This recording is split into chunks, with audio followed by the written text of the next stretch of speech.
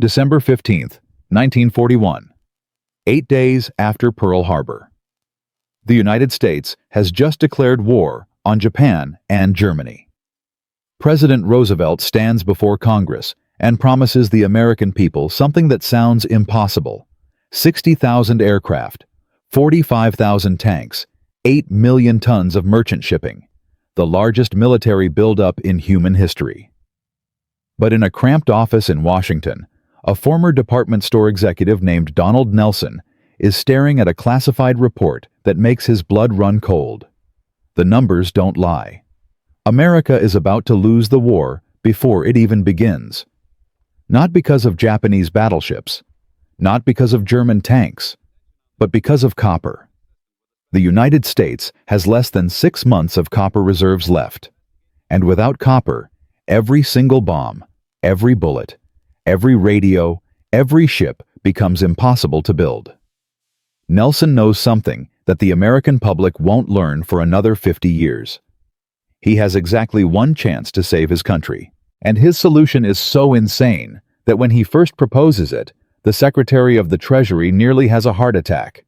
To understand why copper nearly destroyed America's war effort, you have to understand what copper meant to warfare in 1941. This wasn't just another metal.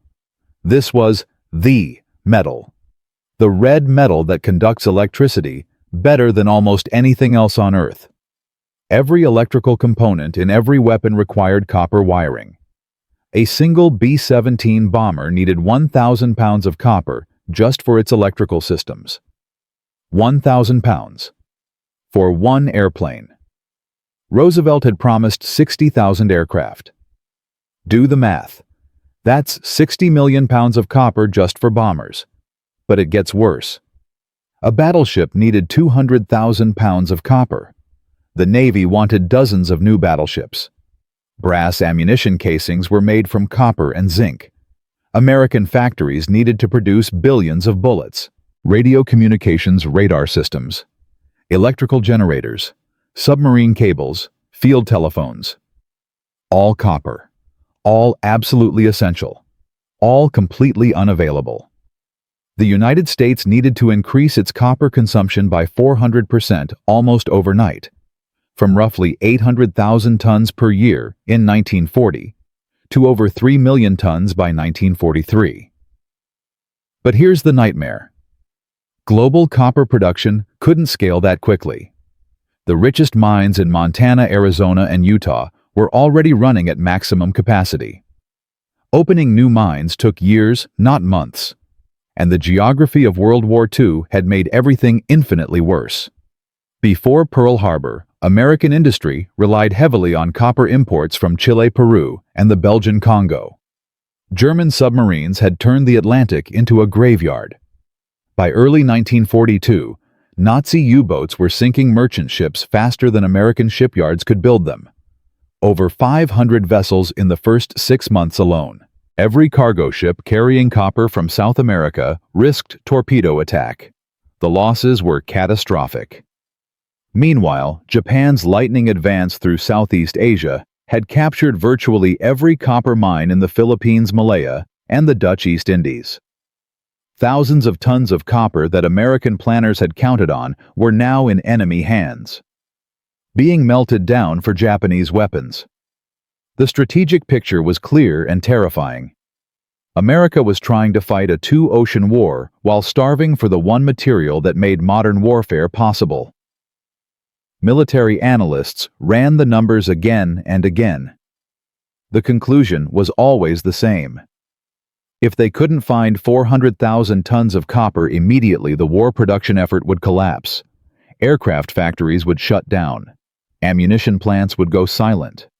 The war would be over before American soldiers ever reached the battlefield. But everything was about to change because of one man that almost nobody had heard of. Donald Nelson wasn't a soldier. He wasn't a scientist. He wasn't even a government official when the war began. He was a former executive from Sears Roebuck, the department store chain. A businessman who understood logistics and supply chains. A man who had spent his career figuring out how to get products from factories to customers efficiently. When Roosevelt needed someone to run the War Production Board, he didn't choose a general or an industrialist. He chose Nelson, and it was the smartest decision he ever made. Nelson understood something that military brass didn't. Conventional solutions wouldn't work here. They couldn't wait for new mines to open. They couldn't rely on South American imports. They couldn't build more ships fast enough to replace the ones being sunk. They needed copper immediately, in quantities that seemed mathematically impossible. Nelson spent sleepless nights poring over every possible option. He studied mining reports. He analyzed shipping routes. He calculated refinery capacities. Every path led to the same dead end.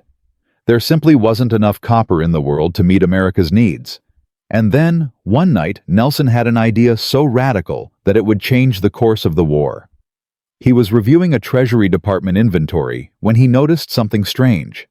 The United States held 47,000 tons of pure silver in vaults at West Point, New York. Not silver coins, solid silver bars, each one weighing 1,000 troy ounces. These bars represented America's strategic precious metal reserve, worth hundreds of millions of dollars. Silver, like copper, conducts electricity extremely well. In fact, silver is the best electrical conductor of any metal on Earth. Better than copper, better than gold, better than anything. Nelson stared at those numbers for hours. 47,000 tons of silver, sitting in vaults, doing nothing, while American soldiers were about to die because factories couldn't make ammunition. The solution hit him like a thunderbolt. If they couldn't get copper, they would use silver instead. Melt down America's precious metal reserves. Turn them into electrical wiring and components. Win the war. Then recover the silver and return it to the Treasury afterward. Simple. Elegant. Absolutely insane. When Nelson first proposed his silver solution, people thought he had lost his mind. The Secretary of the Treasury, Henry Morgenthau Jr., nearly had a heart attack. Silver wasn't just metal. Silver was money, the foundation of America's financial system. You couldn't just melt it down and turn it into wire. The meeting between Nelson and Morgenthau in July 1942 has become legendary in Washington history. Nelson carefully explained the copper shortage. He showed the production numbers. He outlined the consequences of inaction. Morgenthau listened in growing disbelief. This wasn't a military briefing. This was financial heresy. Morgenthau pointed out every possible problem. What if the silver got lost during manufacturing? What if it was stolen? What if they couldn't recover it all after the war? What would happen to America's monetary system if hundreds of millions of dollars in silver simply vanished into military equipment? Nelson had answers for everything. Strict accounting measures, armed guards at every facility, obsessive tracking of every single ounce. The silver would only be used in secure military installations where recovery would be guaranteed. Morgenthau still wasn't convinced. The argument grew heated. Both men knew they were making decisions that would affect the future of their country. Finally, in frustration, Nelson said something that would echo through history. "Henry, this is a national emergency. We either use the silver or we lose the war." Morgenthau fired back. "You're talking about melting down the financial security of the United States." Nelson's response was brutal and effective. What good is financial security if we're speaking German? The debate raged for weeks. Military officials supported Nelson. Treasury officials supported Morgenthau. The fate of the silver hung in the balance while copper supplies dwindled to nothing. Roosevelt finally broke the deadlock. In August 1942, he authorized the War Production Board to requisition Treasury silver for war production. The order was classified top secret. The American public wouldn't learn about it until decades after the war ended. Between 1942 and 1945, the United States withdrew 395 million troy ounces of silver from Treasury reserves, roughly 13,500 tons. At the time, this silver was worth approximately $300 million.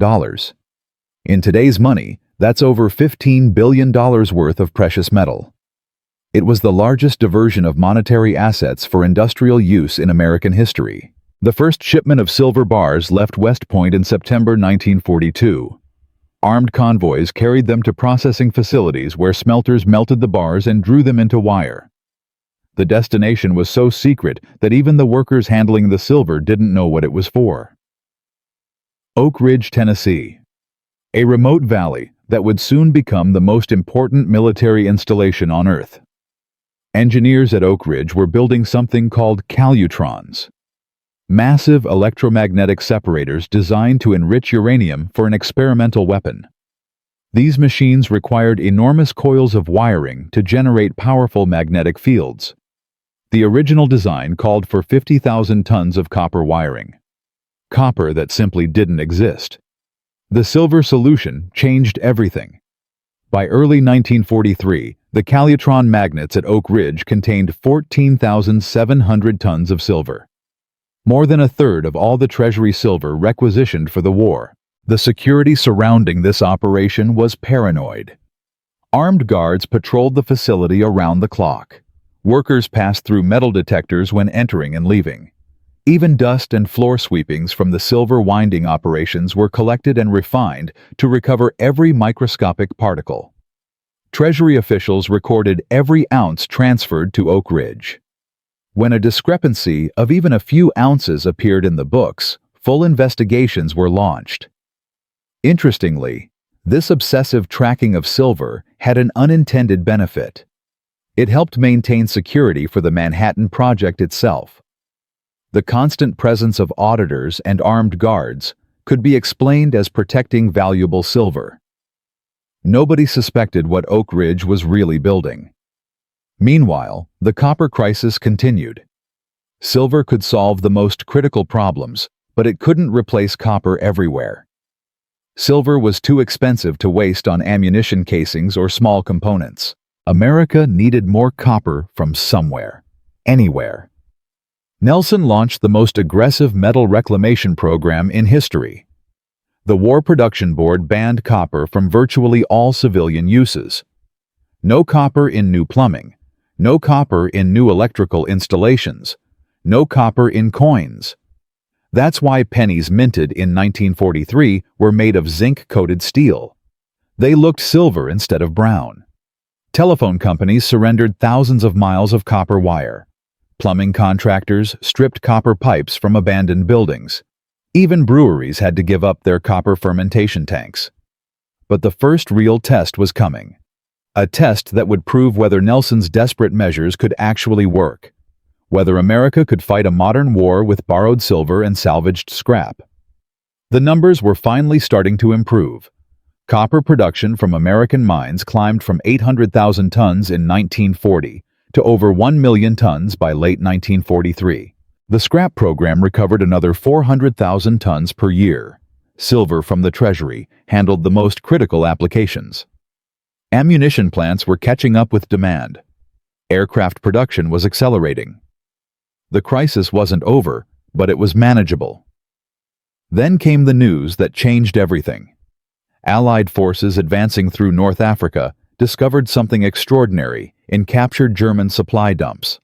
Thousands of tons of copper wire and electrical components. Manufactured from copper seized from occupied France and Belgium. American engineers salvaged this enemy copper and shipped it back to the United States, where it was melted down and turned into ammunition. Ammunition that would be fired at German forces in Italy. The same copper. Changing sides. The tide of war was turning. But here's what nobody knew yet. The silver sitting in those Oak Ridge magnets wasn't just solving a copper shortage. It was enabling something far more significant. A weapon so powerful that it would end the war in a single blinding flash. The Manhattan Project. The atomic bomb. Donald Nelson's insane idea to melt down America's silver reserves hadn't just saved the war production effort. It had made the most devastating weapon in human history possible. In Part 2, we'll see what happened when the silver solution faced its ultimate test. When Treasury officials demanded their precious metal back. when the true scale of America's desperate gamble was finally revealed. And when the world learned that sometimes the craziest ideas are the only ones that work. The question wasn't whether America would win the war anymore. The question was what price they were willing to pay, and whether they could ever recover what they had sacrificed. In Part 1, we watched Donald Nelson propose the unthinkable. Melt down America's silver reserves to replace copper. Turn precious metal into electrical wire. Risk the financial security of the United States to save the war effort. President Roosevelt approved the plan in August 1942. 13,000 tons of silver began flowing from Treasury vaults to secret military facilities. The copper crisis seemed solved. But here's what Nelson didn't anticipate. Getting Roosevelt's approval was the easy part. The real battle was just beginning. Because between Donald Nelson and victory stood an army of bureaucrats, accountants, and military officers who were about to make his life a living nightmare. The Treasury Department had agreed to loan the silver. They never agreed to make it easy. And when Nelson discovered exactly how difficult they intended to be, he realized that winning a world war might actually be simpler than fighting Washington politics. Henry Morgenthau had lost the battle over whether to use Treasury silver, but he was determined to win the war over how it would be used. Within days of Roosevelt's authorization, the Treasury Department issued a 73-page document outlining the conditions for silver requisition. 73 pages of regulations, requirements, and restrictions that made Nelson's head spin. Every ounce of silver had to be tracked with absolute precision. Not approximate precision. Absolute precision. Treasury auditors would be stationed at every facility handling silver. Weekly reports were mandatory. Monthly inspections were required. Any discrepancy greater than 0.1% would trigger a full investigation. Any facility that lost silver would be immediately shut down. The workers would face criminal charges. Nelson stormed into Morgenthau's office with the document in his hand. "This is impossible," he said. "You're asking us to account for every gram while running wartime manufacturing operations." Morgenthau didn't blink. "That silver belongs to the American people. Every ounce of it. If you want to use it, you'll account for it." Nelson tried to explain the realities of industrial production. Metal gets lost in manufacturing. It sticks to equipment. It vaporizes during smelting. It ends up in waste products. Even the most careful operation loses 1 to 2% of raw materials. Morgenthau's response was brutal. "Then you'll collect the waste. You'll scrape the equipment. You'll filter the air. You'll sweep the floors. And you'll return every single ounce when the war is over." Nelson asked what would happen if they couldn't meet these standards. Morgenthau smiled coldly. "Then I suppose you'll find another way to win your war." The confrontation revealed something Nelson hadn't fully understood. The Treasury Department viewed this silver loan as a temporary measure. They expected every ounce returned in perfect condition. They had no intention of making allowances for wartime chaos, and they had the legal authority to shut down any operation that failed to meet their standards. Nelson left that meeting knowing he faced an impossible choice. He could fight the Treasury restrictions and delay silver shipments for months, or he could accept the restrictions and figure out how to meet them. He chose the second option. But he knew he couldn't do it alone. He needed someone who understood both manufacturing and government bureaucracy. Someone who could navigate the political minefield while keeping production moving. He needed a miracle worker. Colonel Kenneth Nichols was not what anyone expected. At 34 years old, he was one of the youngest officers assigned to the Manhattan Project. An engineer by training, Nichols had spent years building dams and bridges for the Army Corps of Engineers. He understood large-scale construction.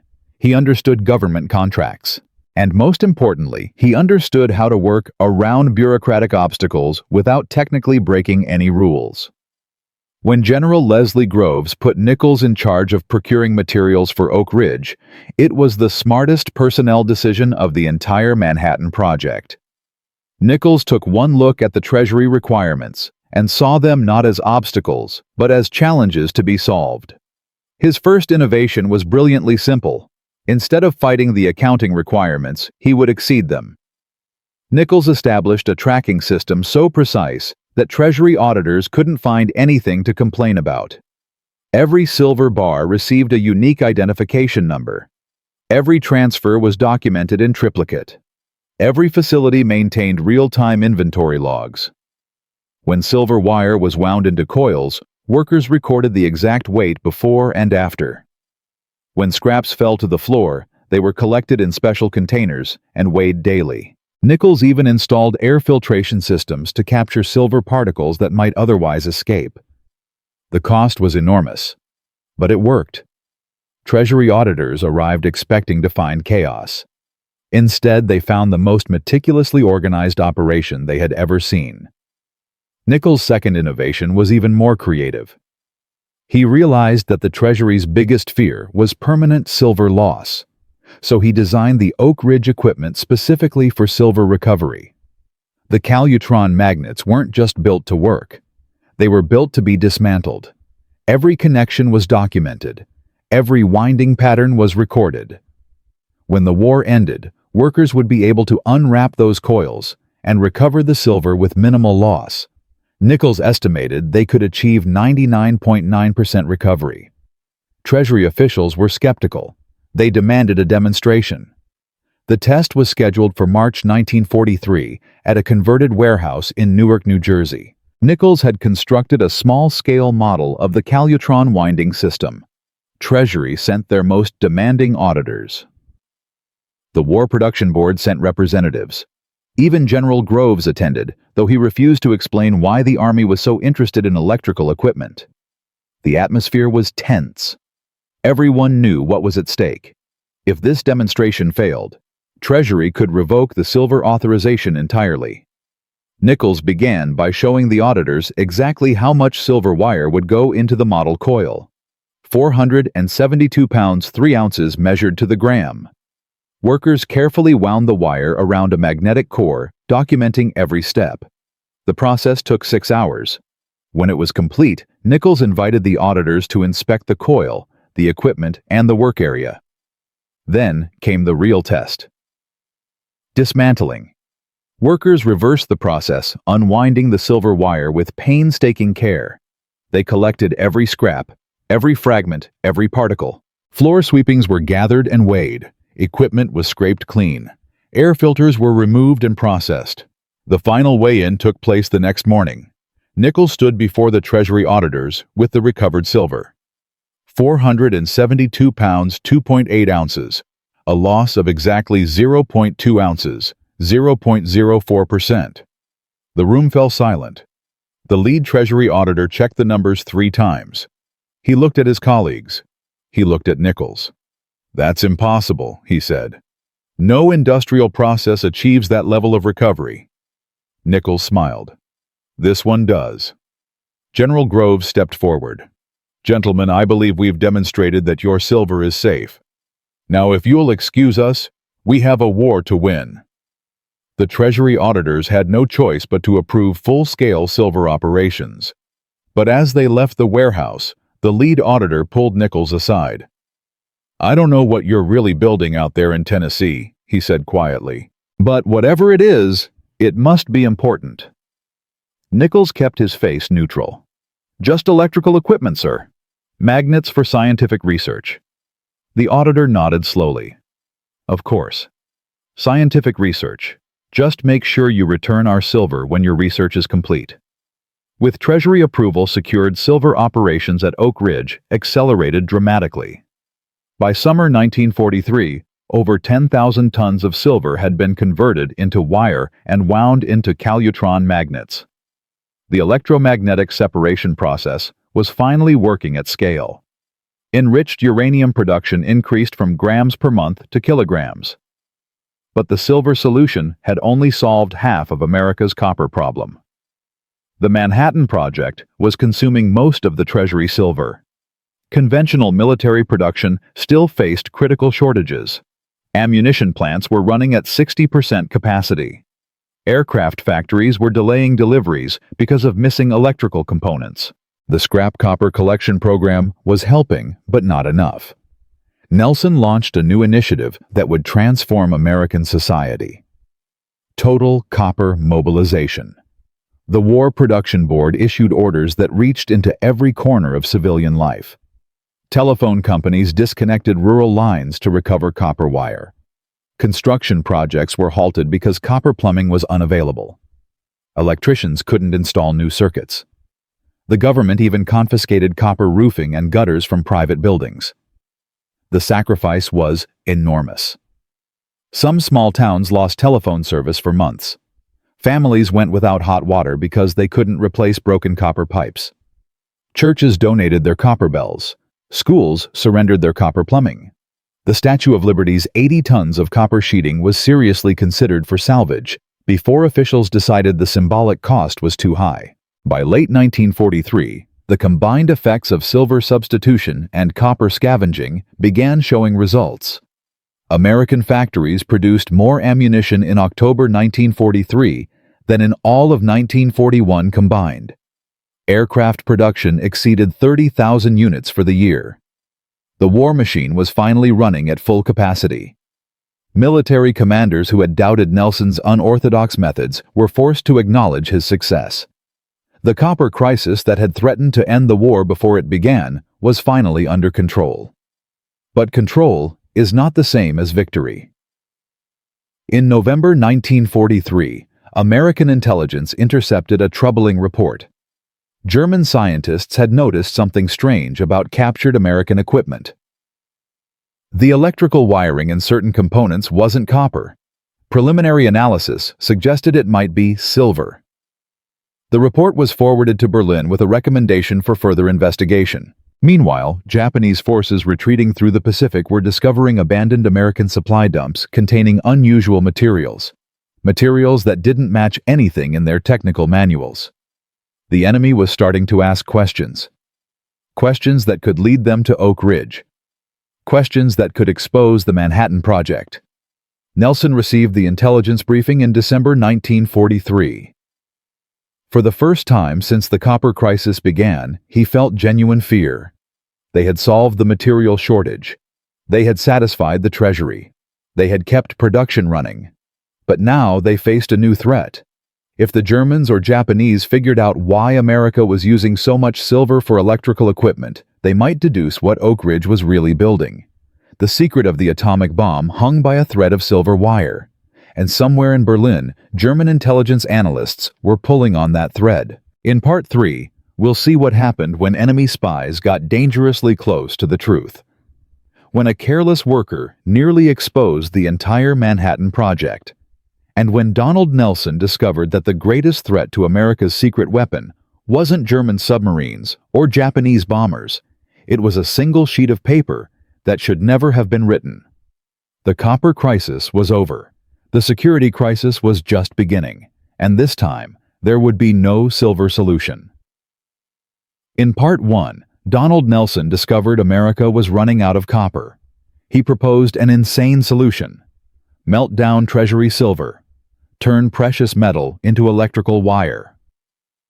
In Part 2, we watched him battle Washington bureaucrats. Colonel Kenneth Nichols proved that silver could be tracked with obsessive precision. Treasury approved full-scale operations. By late 1943, over 10,000 tons of silver were powering the secret facilities at Oak Ridge. The copper crisis was solved. But then German intelligence intercepted something troubling. American equipment contained silver wiring instead of copper. Analysts in Berlin began asking questions that could expose the Manhattan Project. Questions that could reveal the atomic bomb. In December 1943, Nelson received the intelligence briefing that changed everything. The enemy was pulling at threads that led directly to America's greatest secret. And now, this was no longer about copper or silver. This was about survival. The first report arrived at German intelligence headquarters in Berlin on November 17, 1943. A technical officer examining captured American radio equipment had noticed something unusual. The internal wiring wasn't copper. Chemical analysis confirmed it was silver. Pure silver. Worth more than the entire radio unit. The officer filed a routine report noting the anomaly. He assumed it was a manufacturing error, or perhaps a shortage workaround. He had no idea what he had actually discovered. But the report didn't stay buried. It landed on the desk of Wehrmacht intelligence analyst Major Friedrich Hartmann. Hartmann was methodical, obsessive. He collected anomalies the way other men collected stamps. And this anomaly intrigued him. Hartmann requested additional captured American equipment for analysis. Over the next 6 weeks, his team examined radios, generators, and electrical components recovered from North Africa and Italy. The pattern was unmistakable. American military equipment increasingly contained silver wiring. Not just occasional pieces. Systematic silver usage. Hartmann calculated the quantities involved. Thousands of kilograms. Perhaps tens of thousands. He wrote a classified memo to his superiors asking a simple question. Why would the Americans waste precious silver on military wiring when copper works just as well? The memo proposed several theories. American copper mines had failed. South American imports had collapsed. Or perhaps the silver was being used for something else entirely. Something that required silver's superior conductivity.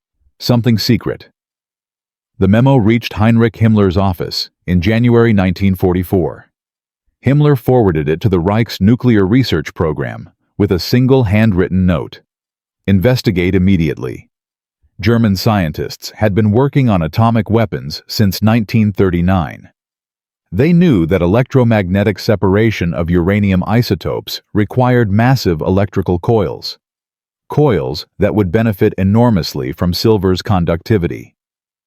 If the Americans were using silver for electrical equipment, it might mean they were building electromagnetic separators. It might mean they were pursuing an atomic bomb. The German investigation accelerated. Intelligence operatives in neutral countries began gathering information about American industrial production. They tracked silver shipments. They monitored Treasury movements. They got dangerously close to the truth. Meanwhile, Japanese intelligence was conducting its own investigation. Retreating forces in the Pacific had captured American supply dumps containing unusual materials. Technical officers in Tokyo analyzed the samples and reached similar conclusions. The Americans were using silver extensively. But Japanese analysts drew a different conclusion. They believed the silver indicated desperation. American industry was collapsing. Victory was within reach. They recommended intensifying attacks on American supply lines to accelerate the collapse. Both enemies had noticed the silver. Both had drawn conclusions. One was dangerously accurate. One was dangerously wrong. And neither knew that their investigations were about to trigger the greatest security crisis of the Manhattan Project.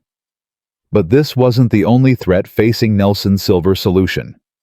In February 1944, a security officer at Oak Ridge made a catastrophic discovery.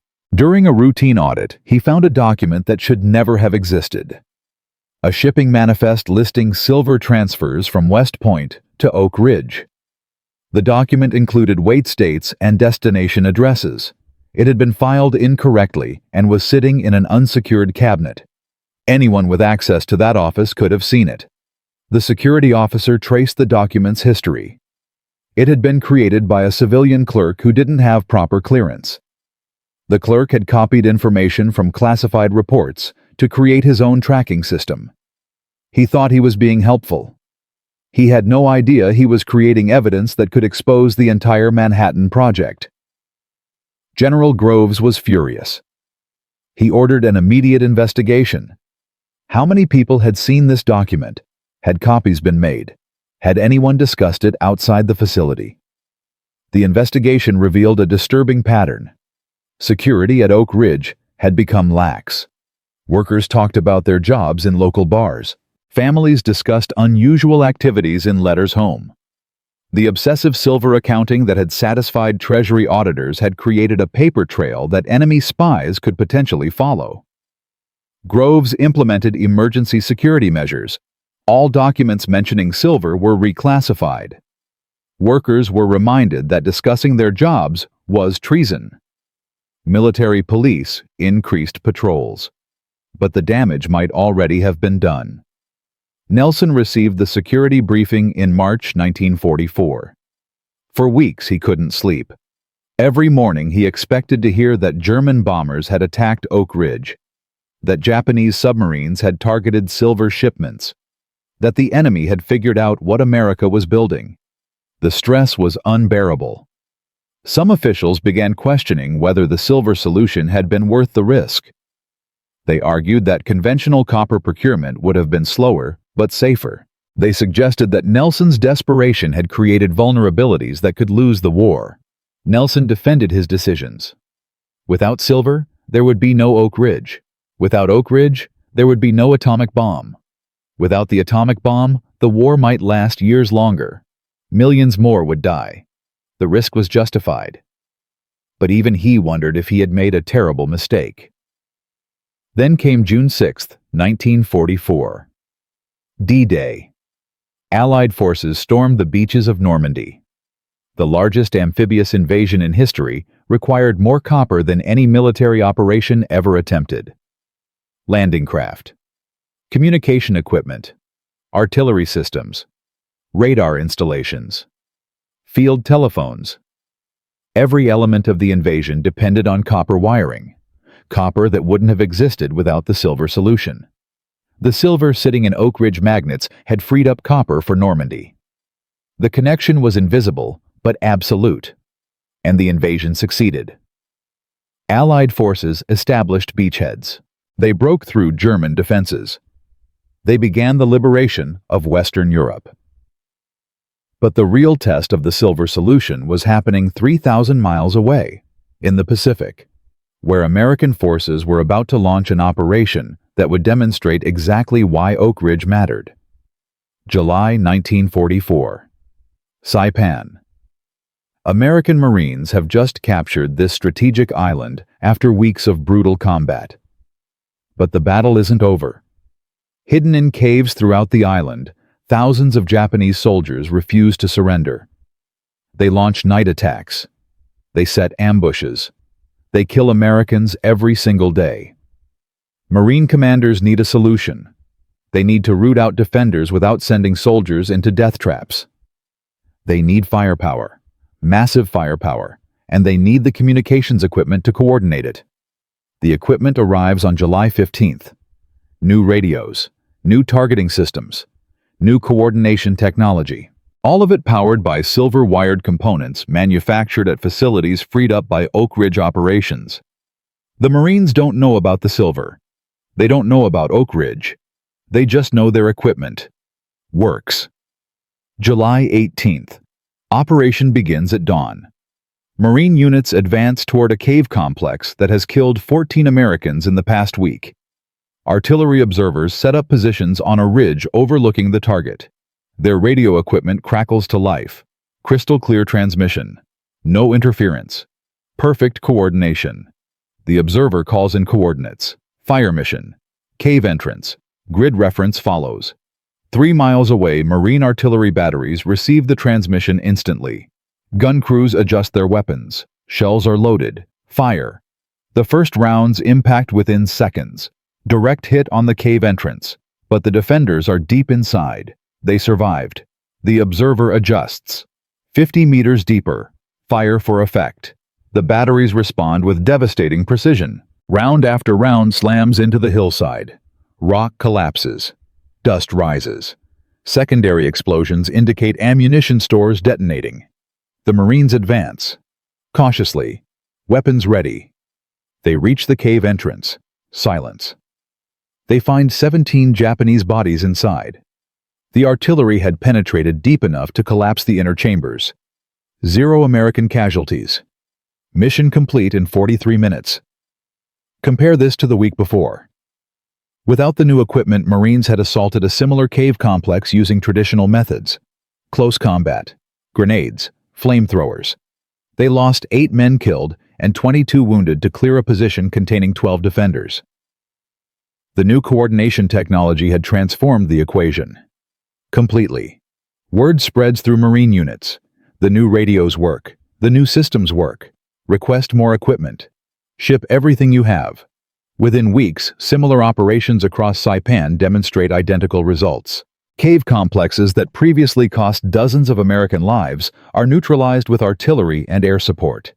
Communication between ground forces, artillery, and aircraft becomes seamless. Commanders can coordinate attacks across entire sectors. The Japanese defenders notice immediately. American firepower has become impossibly accurate. Their ambushes fail because American units communicate instantly. Their defensive positions are destroyed before attacks even begin. A captured Japanese officer later testified that American coordination in the final weeks of the Saipan campaign seemed supernatural. They knew where we were before we knew ourselves. The Saipan statistics tell the story. In June 1944, before the new equipment arrived, American forces suffered 400 casualties, taking objectives across the island. In July 1944, after deployment, casualty rates dropped by 34%, while operational tempo increased. The same number of Marines accomplished more with fewer losses. The equipment that made this possible traced directly back to Nelson's silver solution. Silver in Oak Ridge freed copper for manufacturing. Copper became radios.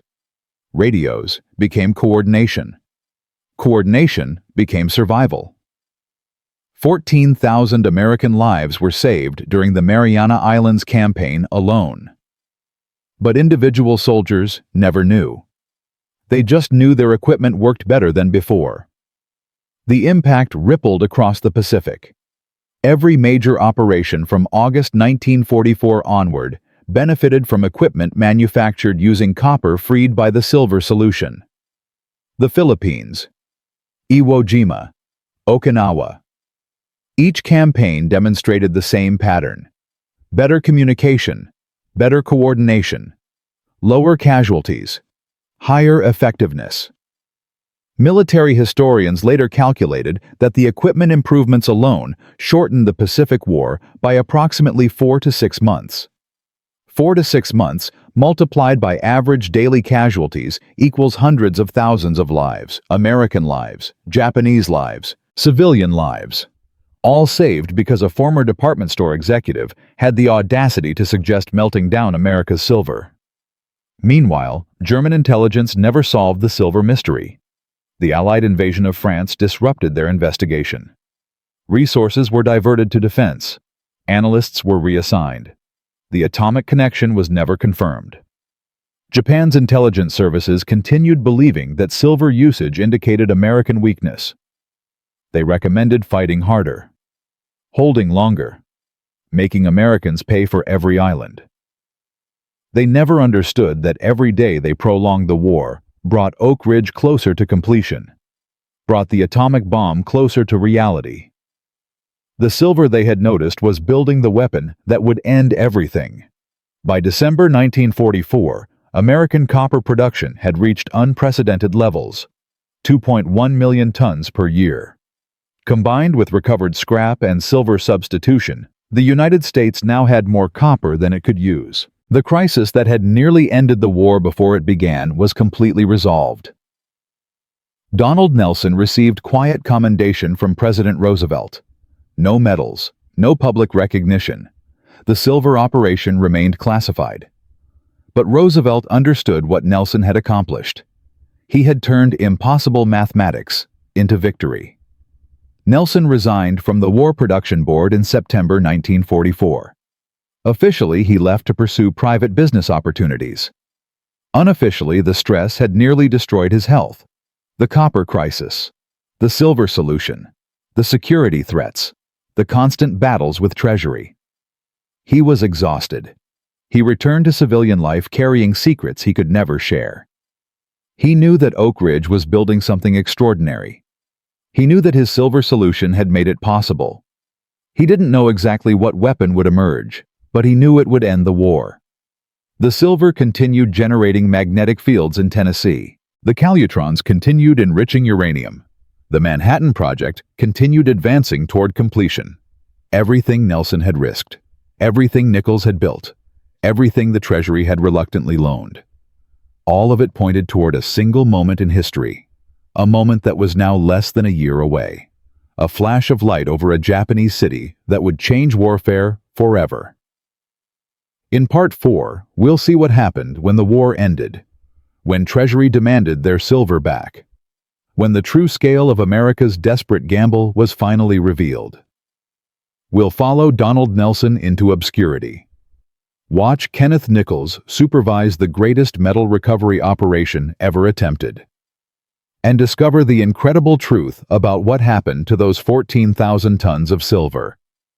The copper crisis created a legacy that extends far beyond World War II. A legacy of innovation, desperation, and consequences that nobody anticipated. This story has one final chapter, and it might be the most surprising of all. In Part 1, a former department store executive named Donald Nelson discovered that America was running out of copper. He proposed melting down Treasury silver to save the war effort. Everyone thought he was insane. In Part 2, we watched him battle Washington bureaucrats until Colonel Kenneth Nichols proved the silver could be tracked with perfect precision. In Part 3, we saw the silver solution enable the Manhattan Project, while enemy intelligence got dangerously close to discovering America's greatest secret. We witnessed how equipment manufactured with freed-up copper saved 14,000 American lives in the Pacific. The copper crisis that nearly ended the war before it began was completely resolved. But throughout this 90-minute journey, one question has remained unanswered. What happened to the man who started it all? What happened to Donald Nelson? When the guns finally fell silent. This story has one final twist. A twist that reveals something profound about how history remembers its heroes, and how sometimes it forgets them entirely. August 6, 1945. A B-29 bomber named Enola Gay drops a single bomb on Hiroshima, Japan. The explosion kills 80,000 people instantly. 3 days later, a second bomb destroys Nagasaki. Japan surrenders on August 15th. World War II is over. The atomic bombs that ended the war were built at Oak Ridge, Tennessee, built using electromagnetic separators powered by 14,700 tons of Treasury silver. Silver that Donald Nelson had fought to requisition 3 years earlier. Silver that everyone said was impossible to use. Nelson learned about Hiroshima from a newspaper. He was no longer part of the government. He had resigned from the War Production Board in September 1944, exhausted and broken by years of bureaucratic warfare. When he read about the atomic bomb, he finally understood what Oak Ridge had been building. He finally understood why his silver solution had mattered so much. Nelson never received public recognition for his role in the Manhattan Project. The silver operation remained classified for decades. While scientists like Robert Oppenheimer became household names, Nelson faded into obscurity. He returned to private business working as a consultant for various manufacturing companies. He never spoke publicly about the copper crisis or the silver solution. He couldn't. The details were still top secret. In 1959, Nelson published a memoir about his wartime experiences titled Arsenal of Democracy. The book discussed the War Production Board's challenges, but mentioned the silver operation only briefly. Security restrictions prevented him from revealing the full story. Critics praised the book as an important historical document, but it never became a bestseller. The public was more interested in battlefield heroics than logistics and supply chains. Donald Nelson died on September 29, 1959, just months after his memoir was published. He was 60 years old. Heart failure. The obituaries described him as a capable administrator who had helped organize American industry during the war. None of them mentioned silver. None of them mentioned Oak Ridge. None of them explained that his desperate gamble with Treasury reserves had enabled the weapon that ended the deadliest conflict in human history. Colonel Kenneth Nichols had a different fate. He remained in the military after the war, eventually rising to the rank of lieutenant general. He supervised the recovery of Treasury silver from Oak Ridge and oversaw the transition of American nuclear facilities to peacetime operations. In 1953, he became general manager of the Atomic Energy Commission. His role in the Manhattan Project was eventually declassified. He received recognition and honors. He wrote his own memoir in 1987 titled The Road to Trinity. The book finally revealed the full story of the silver operation to the public. But by then, Donald Nelson had been dead for nearly 30 years. Henry Morgenthau, the Treasury Secretary, who had fought so hard against the silver requisition, served until 1945. He never publicly acknowledged that Nelson had been right. He never admitted that the silver solution had helped win the war. In his own memoirs, he barely mentioned the episode. The bureaucratic battle that had nearly derailed America's nuclear program became a footnote in history. The men who had mocked Nelson's idea, who had called it insane and impossible, quietly forgot their opposition. Success has many fathers. Failure is an orphan. And desperate gambles that work are remembered as obvious decisions that anyone would have made. But the real legacy of Donald Nelson wasn't measured in medals or recognition. It was measured in consequences that extended far beyond his lifetime. The silver solution didn't just win World War II. It transformed how nations think about strategic resources. Before 1942, precious metals were considered purely financial assets. Gold and silver sat in vaults, backing currencies, representing national wealth. Nelson demonstrated that in total war, everything becomes a strategic resource. Everything can be weaponized. Everything can be converted to military advantage. This lesson reshaped post-war planning across the globe. The United States established a national defense stockpile in 1946, warehousing strategic materials, including copper, tin, zinc, tungsten, and yes, silver. The stockpile was designed to prevent future crises like the one Nelson had faced.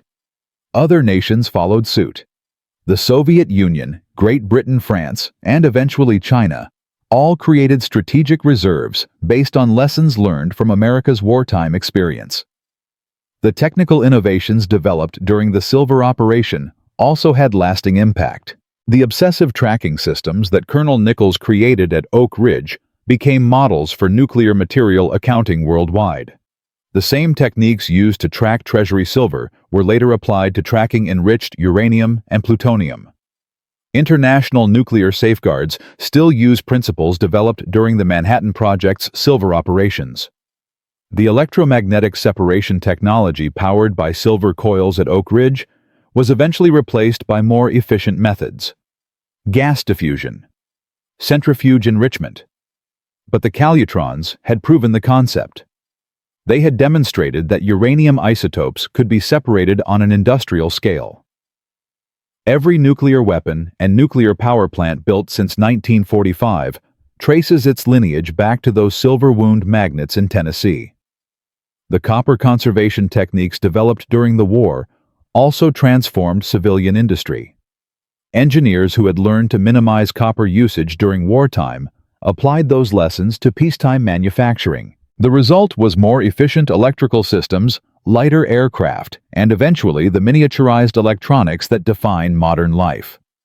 The transistor invented in 1947 at Bell Labs was partly motivated by the need to reduce copper consumption in telecommunications equipment. Integrated circuits followed, then microprocessors. The smartphone in your pocket uses less copper than a 1940s radio, partly because of innovations that began during the wartime shortage. The desperate search for copper alternatives accelerated material science research by decades. The total impact of Nelson's silver solution is difficult to calculate, but staggering to contemplate. The Manhattan Project, enabled by Treasury silver, produced weapons that ended World War II approximately 4 to 6 months earlier than conventional invasion plans would have required. Military historians estimate that Operation Downfall, the planned invasion of Japan, would have cost between 500,000 and 1 million American casualties. Japanese casualties would have been even higher, perhaps 5 to 10 million. The atomic bombs killed approximately 200,000 people, a horrific number, but far fewer than the alternative. The silver sitting in those Oak Ridge magnets didn't just conduct electricity, it conducted history down a different path, a path with fewer graves. But the lessons of the copper crisis extend beyond military history. They reveal something fundamental about innovation and institutions. Every major organization, military or civilian, develops procedures and protocols designed to prevent mistakes. These procedures work. They prevent most errors, but they also create resistance to change.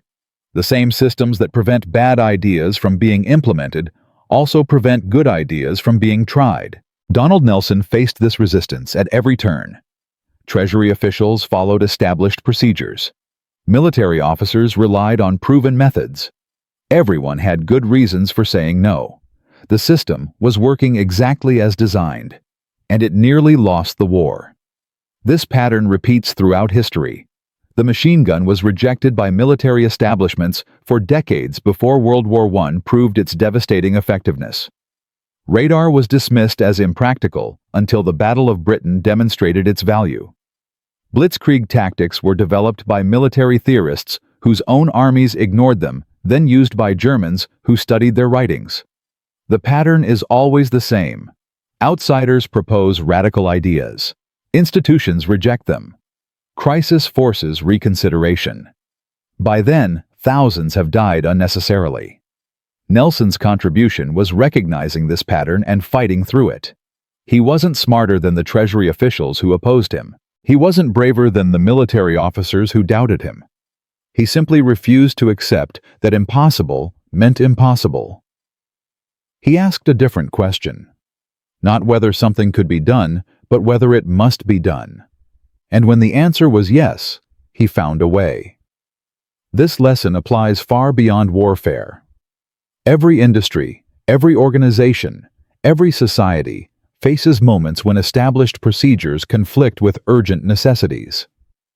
The organizations that survive are the ones that can recognize these moments and adapt. The ones that can't become casualties of their own rigidity. Nelson understood this intuitively.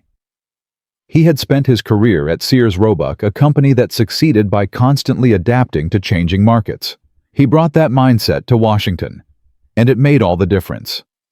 There is one final detail of this story that almost nobody knows. A detail that was classified for 60 years and only became public in 2005 when the relevant documents were finally declassified. It concerns what happened to the silver after the war ended. In 1945, the United States government faced the monumental task of recovering Treasury silver from Oak Ridge and other facilities. The operation took 2 years. Workers carefully dismantled equipment, unwound coils, melted components back into bars. The accounting was obsessive. Every ounce had to be returned to Treasury custody. The final audit was completed in 1947. Total silver requisitioned during the war, 395 million troy ounces. Total silver returned, 394.9 million troy ounces. Loss rate, 0.025%. 1/4%.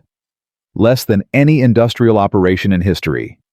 Kenneth Nichols had exceeded even his own optimistic projections. But here's what the declassified documents revealed. During the recovery operation, workers discovered something unexpected in several Oak Ridge facilities. Hidden in walls buried under floors concealed in equipment casings.